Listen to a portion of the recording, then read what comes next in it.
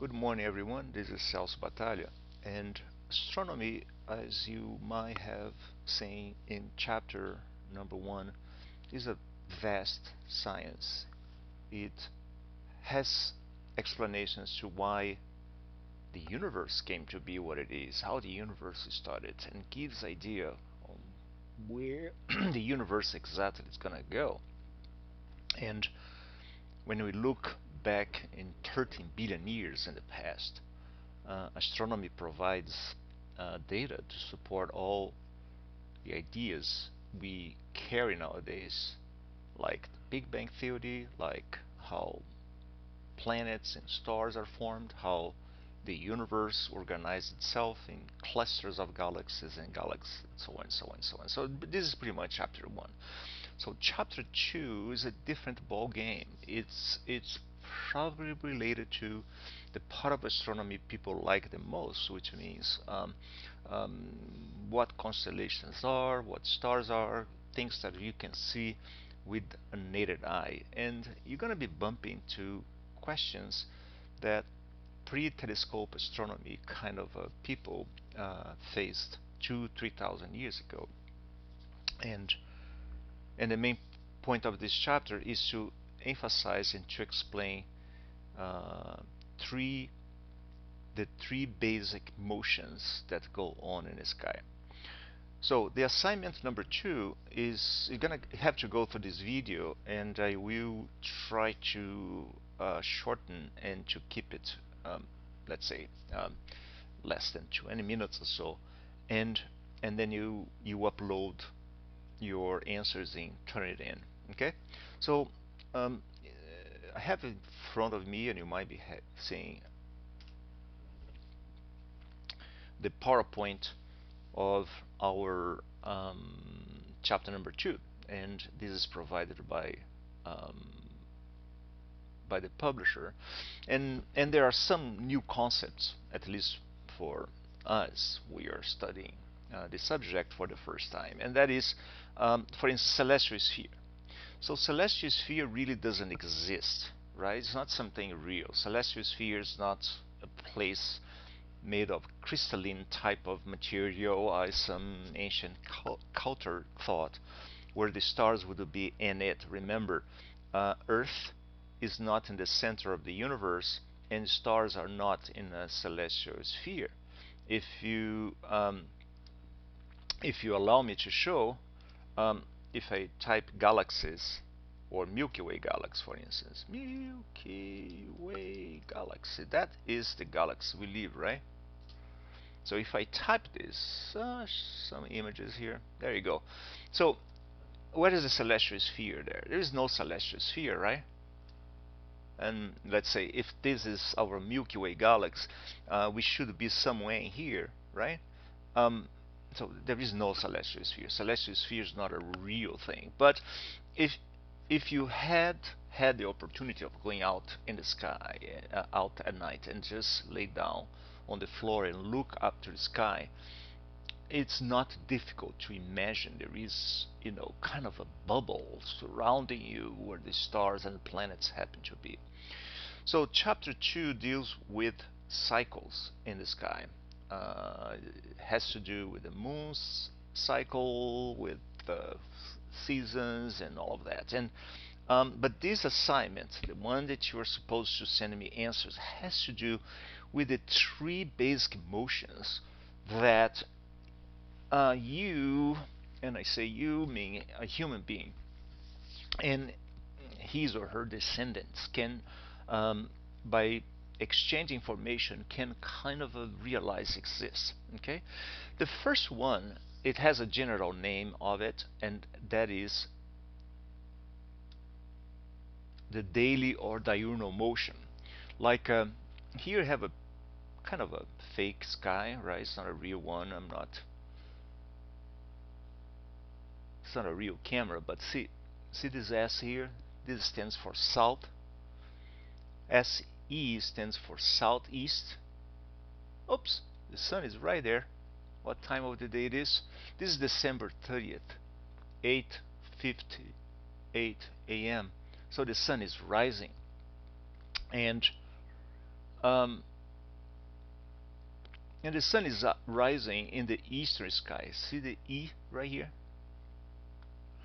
So the apparent motion we call diurnal motion is caused by Earth rotating on its axis of rotation. And but can you see any motion going on? Everything seems to be stationary, right? But look at this. I'm gonna change the time, the rate in which time flows from 1 second every second, and I will make 1 second to be the equivalent of several minutes. Okay, and I can do that because this is a software. Do you like virtual reality? Some people like virtual reality better because you can control it. Okay, I'm not a controlling person. Look at this. The sun is right there, and let's speed up the time flow. Now the sun is going up in the sky, is reaching, let me stop here, is reaching maximum height in respect to horizon uh, when it's about to cross due south. See that? And at what, 12 p.m. or so. And if I allow the time just keep on going, now the sun is going to go down and down and down, and let me stop. And the sun is going to set in the western horizon. At what time? Well, now it's 3:34, so let's keep going. And the sun went down. When the sun goes down, since there is no more light, you know, scattered light out there, then we can see stars. And Orion, the beautiful Orion, is rising. Look at that. And it's gonna go up in the sky. There's a galaxy right here. You can see probably, I don't know which one it is. And eventually here, Milky Way galaxy is also in display. And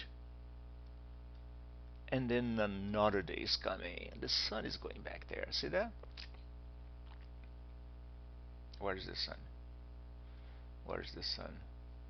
Well, it's winter time. Sun is coming up later, and the sun comes back. Okay, so this apparent motion of stars, the sun, and also planet. I think I have the ability of adding label for planets. Let me do that. There you go.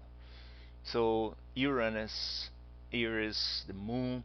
So this apparent motion of sky objects on a daily basis. In fact, it takes in a few hours if you go outside and then look in a given region and then spy some nice asterism or nice constellation, and then you if you just forget about it and then go back to the same spot 2 hours later and then look towards the same region, you won't see the same asterism in there because it has moved a little bit towards your western sky as a result of what we call daily or diurnal motion. And what is causing this?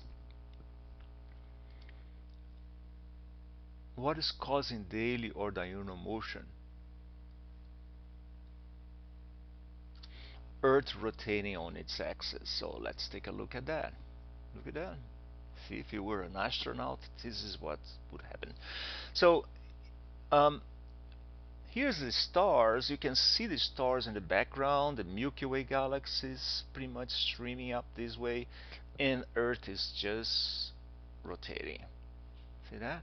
It takes about 24 hours to give a whole turn. In fact, 23 hours, 56 minutes or so. But and while this is happening. What can you tell about the sun?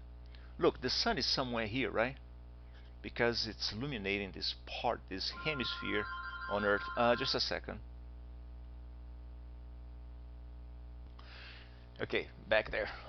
Okay, so yeah, somebody call.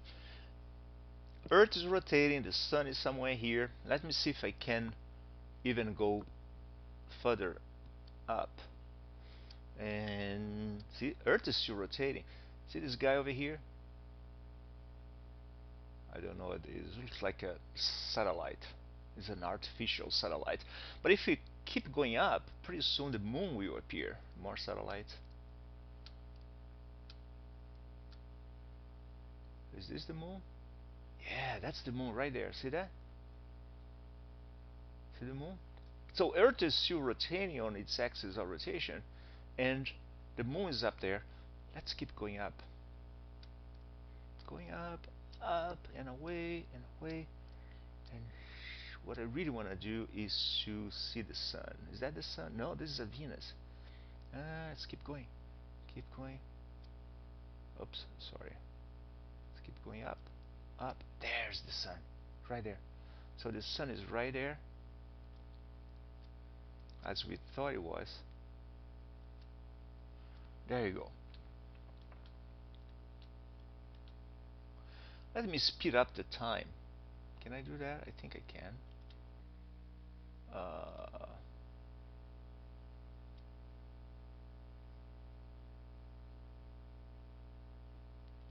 Yeah. So, yeah, I'm not gonna speed up the time now because I'm kind of entering the realm of a different type of motion. So let me take a break here. Okay, back to our course. So daily or diurnal motion is caused by Earth rotating on its axis, as you saw, and as a result of it, we have days and night. We see stars and the sun and the planets rising in the eastern sky and going to the western sky. So if you're facing south, this motion is from your left hand side to your right hand side, and pretty much that is the first basic one. Now if you go to your course, your Moodle course, in the second block where we are now, see this, how does science work? No, it's not that one. No, in fact, third block. You go to the third block, everything you want to know about diurnal motion, we're afraid to ask, you click on it, and you have a very nice simulation that can helps you. Oops, that's not it. Sorry about that. Sorry about that. There you go. You go there, and rotating sky explorer right here. Click this guy, and this is very cool actually, because see, you can set our latitude to San Jose about 37. You can go to the proper longitude, or you can just go with this dot here and say, hey, San Jose is somewhere here, you know. There you go. And you have the equivalent dot right there, and then you start animation, and it's actually very cool because see, Earth is rotating on its axis of rotation. Here it is. Celestial sphere, as I mentioned before, does not exist, but because of this motion and because we are standing on Earth, this is what we see. We see, if you are facing south, let me put some stars in there. Let's put the Big Dipper, let's put Orion, let me put Southern Cross. Ooh, Southern Cross is right there. So see, the stars apparently don't move, right? They are fixed.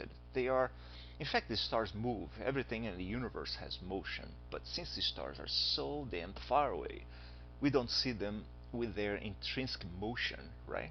We see, we perceive them as kind of a fixed structures in the sky. Although, if we were able to live thousands of years, of course we don't, we might be able to see them kind of marrying out um, their traditionally shaped to something else. But see, because of Earth rotation, we perceive the stars kind of, I'm putting more stars now so you can have a better view, drifting from eastern sky to the western sky. I can even put tails in there. See that? Drifting from the eastern sky to the western sky, because Earth itself is the one rotating in the space from the western sky to the eastern sky. Good enough? Okay. Now, what is the second type of motion? Well, the second type of motion, let's go back to our animation. Let's see if I can. San Jose with reset. Here we are. Back to 9 o'clock, 9:10, December 30th, 2014. Is Earth revolution around the sun? This slide might be helpful on that matter. There you go. So look at this slide here. Um, the sun is in the center of our solar system, and all planets go around the sun. If you're standing north, on the top part, looking down in the solar system, we would see the planets going in a counterclockwise direction around the sun. Now, let's say we are in December, November. So November, during daytime, which means if you look towards the sun, um, we don't see anything in the sky, right? Because the sun is too bright. But if you look at nighttime in the direction opposite to the sun, Taurus should be right there above you. See that? In November. But as Earth keeps orbiting the sun, when it gets in January, if you do the same exercise of looking exactly in the opposite direction of the sun, let's say at midnight, you might be able to see Cancer in a very Cancer is too faint, but you might be able to see Cancer in the sky. In April, for instance, Virgo would be up in the sky at midnight, and so on, so on, so on. So as Earth moves, we see the sun kind of going across the sky against different stars or different regions, different constellations, and we call those constellations the zodiac. And this is because of Earth's revolution around the sun. That's the second basic motion. Let's try to show this right here. So let me get rid of the light. There you go. Light is gone. It's still daytime, December 30th, but now we can see the stars because I got rid of our atmosphere. Sun is right there. And I'm going to add the ecliptic. Have you studied what ecliptic is? Ecliptic is a line where the sun is in all the time throughout the year. How come I can't find the ecliptic? Oh, there you go. And is also the name of Earth's orbital plane around the sun. But anyway, the sun is always in the ecliptic, and the ecliptic runs across constellations. So we call the zodiac. Let me bring it here. There you go. See that? Let me bring names to labels, constellations. There you go. There you go. Okay, here's what I'm gonna do. I'm gonna allow the time to go and place the sun. This is day of diurnal motion, remember that?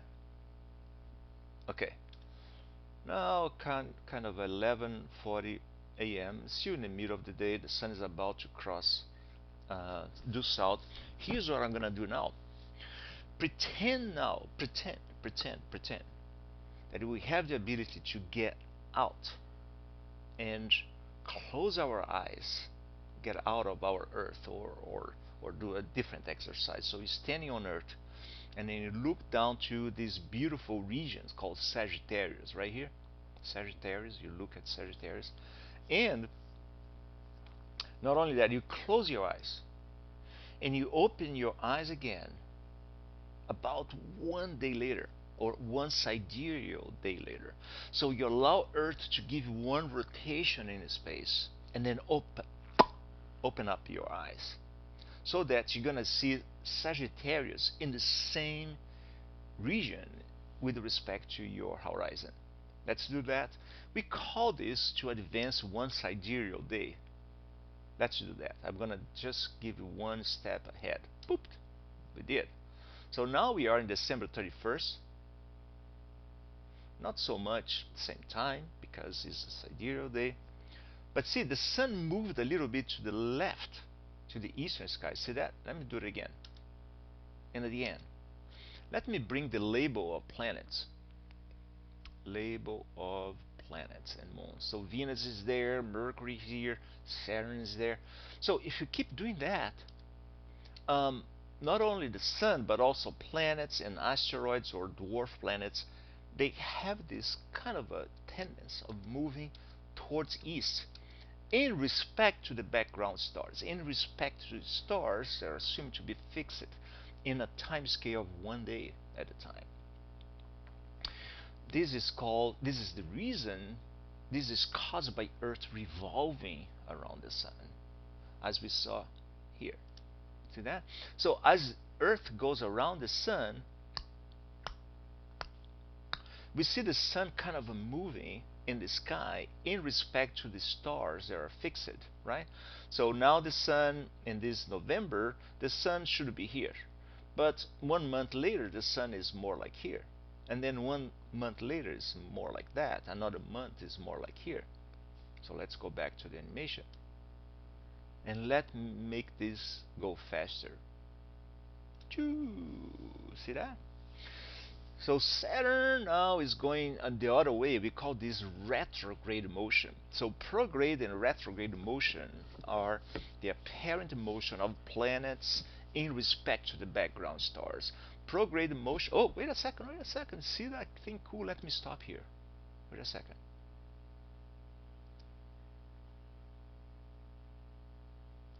See this cool thing here? It's a comet. Comet is a funny thing. It's a dirty ball of ice with some dust and grains on it. We are going to study this later. And as comets, as these ice balls made of dry ice, carbon dioxide, and water ice and other volatiles, methane, approach the Sun, evaporation takes place, and then this dust is pretty much liberated. Okay, comets, and there you go. The Sun is coming back. Another year passed by, and this is caused by Earth revolution around the Sun. So what is and the third basic motion? I'm gonna represent here. I think is a good thing. Let me go back here on time. Just a second. Bring the Sun back to Sagittarius. Close your eyes and right there. Okay. Look what I'm gonna do. Let's say it's somebody that is born January 6, 2016.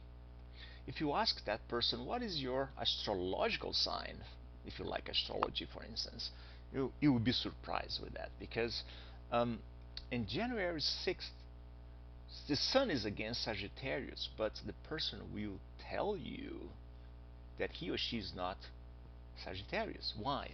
Well, astrology is a funny thing. Astrology was is a system that was invented. No one knows exactly when, but it became organized in charts and the way astrologers tell you in about 2000 BC. It's right there, right? In early Mesopotamia, and and we inherit. I mean, we human beings inherit that, and we still use for entertainment purposes rather than anything else. It's not scientific. There is no science that tells that stars or certain groups of stars control your life. You should be in control of your life, not the moon or sun or planets or anything else. You should be responsible for your life. But anyway, in January 6, 2016 BC, the Sun was, now I don't know if it's in Capricornus or Aquarius. It should be more in Capricornus, I would think. And but nowadays, the Sun is in Sagittarius. See that? It's funny, huh?